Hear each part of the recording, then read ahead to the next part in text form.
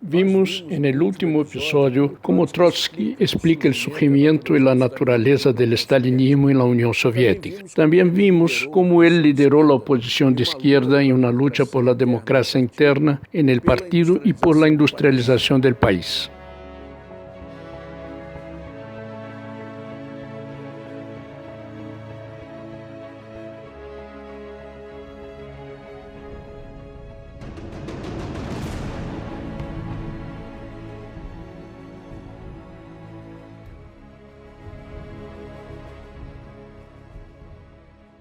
Pero esos no fueron los únicos combates realizados por la oposición y por Trotsky. Ellos también enfrentaron una gran polémica teórica entre la concepción stalinista del socialismo en un solo país y la teoría de la revolución permanente, creada y desarrollada por Trotsky. Fue Marx quien esbozó por primera vez la idea de la revolución permanente en el mensaje a la dirección central de la Liga de los Comunistas en 1850. En la época, él hacía un balance de las revoluciones de 1848 que se dieron en toda Europa, pero él no llegó a desarrollar esa concepción. Décadas después, a la luz del balance de la Revolución Rusa de 1905, hubo un gran debate sobre cuál sería el carácter de la Revolución Rusa, las clases sociales que la impulsarían y los sujetos políticos que la dirigirían. Todas las principales corrientes de la socialdemocracia rusa estaban de acuerdo con que la revolución debería tener como objetivo derrocar la dictadura del zar. Pero a partir de ahí había cuatro concepciones sobre la revolución rusa en el interior de la socialdemocracia. La primera concepción era la concepción de los mencheviques. Para ellos, la revolución sería solo democrático-burguesa y sería la burguesía la clase dirigente de la revolución. Ellos pensaban que después de la revolución se abriría un largo periodo de desarrollo capitalista y de democracia burguesa. El Partido Obrero Socialista debería ser una oposición dentro de ese régimen democrático. La lucha por el socialismo solo sería viable después de ese largo periodo de capitalismo. Lenin tenía otra concepción. Él pensaba diferente. Concordaba con que la revolución sería democrático-burguesa, pero pensaba que la burguesía rusa era incapaz de ser la clase dirigente de la revolución porque temía al proletariado y procuraba llegar a un acuerdo con la aristocracia feudal. Para Lenin, la revolución debería ser hecha por los campesinos y los obreros. Las clases victoriosas tendrían que cumplir las tareas democráticas, principalmente la cuestión de la nacionalización de la tierra y su distribución a los campesinos.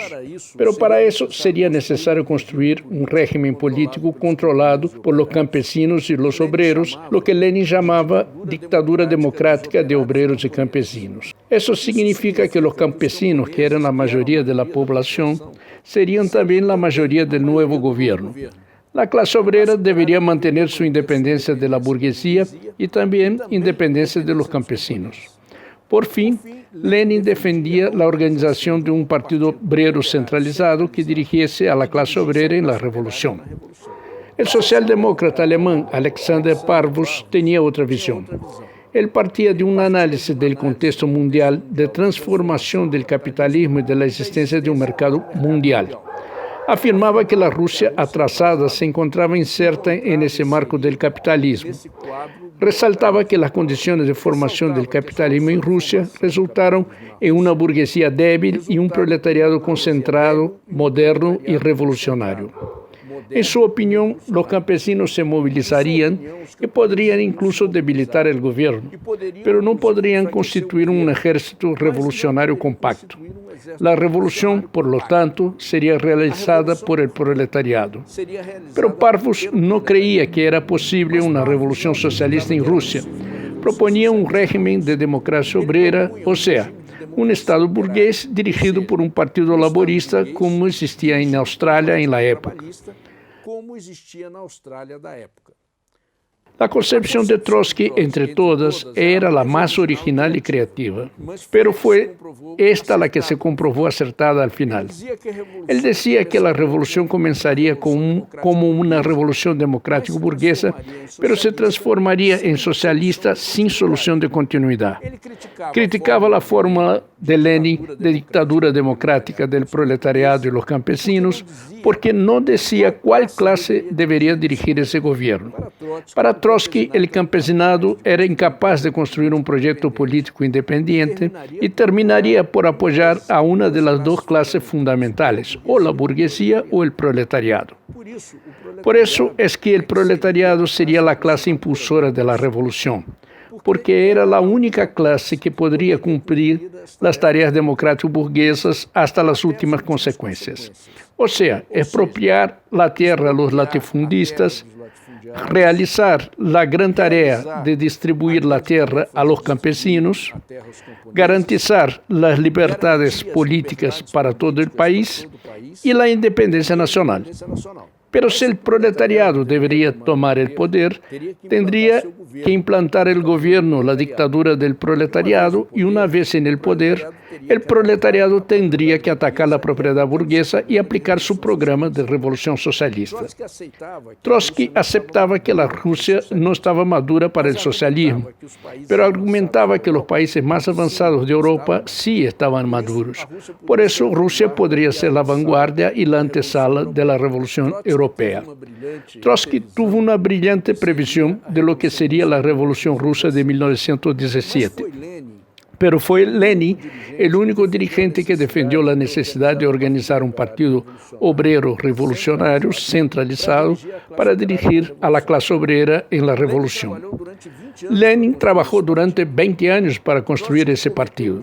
Trotsky cometió el gran error, que reconocería más tarde, de oponerse a ese partido centralizado y defender la unidad con los mencheviques.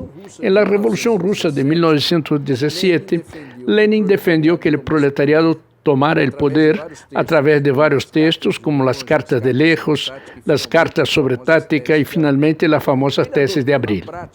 Adoptó en la práctica la formulación teórica de Trotsky y Trotsky reconoció que Lenin tenía razón en la cuestión del Partido Revolucionario y que gracias a esa concepción partidaria, los bolcheviques eran los únicos que estaban preparados para tomar el poder.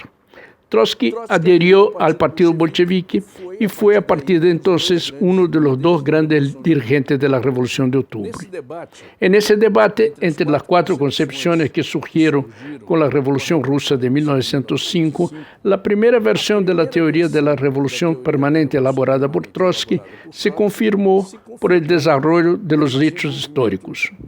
No obstante, con el proceso de burocratización del Estado soviético y el surgimiento del estalinismo, aparece un nuevo debate entre una supuesta teoría o una falsa teoría del socialismo en un solo país, desarrollada por Stalin y Bukharin, y la teoría de la revolución permanente. Es eso que veremos en el próximo episodio. Si usted quiere saber más sobre la teoría de la revolución permanente, Trotsky escribió dos trabajos fundamentales, Balance y Perspectivas y La Revolución Permanente, ambos publicados en este libro de la editora Sunderman.